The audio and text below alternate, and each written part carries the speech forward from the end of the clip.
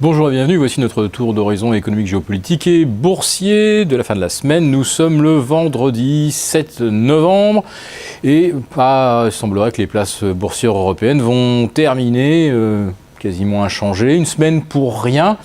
Si on regarde ce qui se passe sur le CAC 40 depuis 48 heures, on assiste à de l'hypervolatilité. On a vu le CAC gagner jusqu'à 1,7 la veille, monter à 4275, revenir sur 4200, repartir au-delà de 4235, revenir sur 4200, puis clôturer à 4227, exactement au même niveau d'ailleurs que vendredi dernier. Sur les indices US, en revanche, là, c'est encore une semaine miraculeuse, avec probablement 4 séances de hausse sur 5. Et autant de records historiques absolus. En fait, chaque jour, depuis le vendredi 31 octobre, on pulvérise de nouveaux records.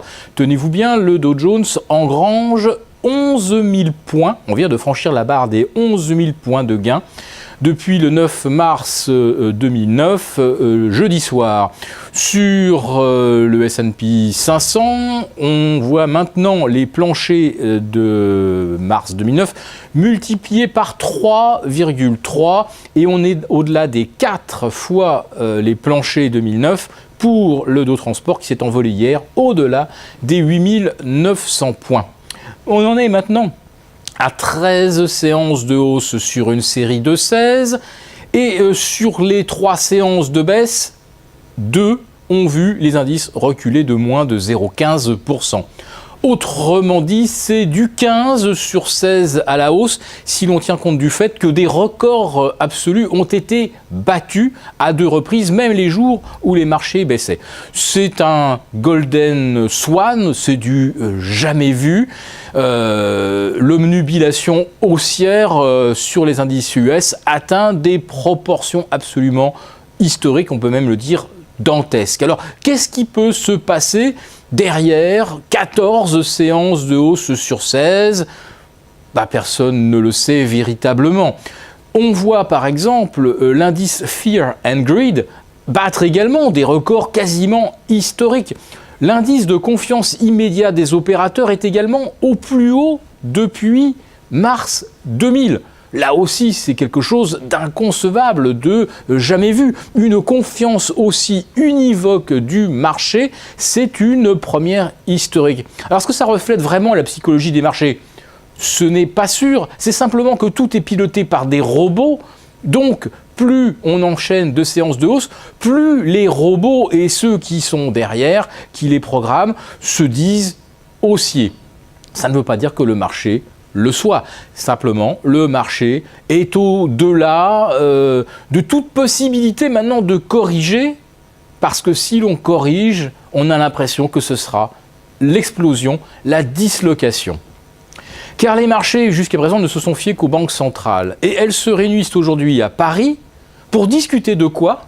Eh bien, de quelle politique monétaire mener dans un contexte d'État surendetté ? Attendez, cette question est surréaliste, puisque ça fait depuis octobre 2008 que les banques centrales pilotent une économie dans un contexte d'État surendetté. Et la seule chose qu'elles ont trouvé à faire, c'est imprimer encore plus d'argent, print, forest, print, pour obtenir quel résultat ? Eh bien, pas de redémarrage économique et une inflation démesurée des actifs, on va dire, spéculatif, puisqu'on achète chaque jour parce qu'on pense que ça vaudra plus cher demain. Non pas parce qu'il y a le moindre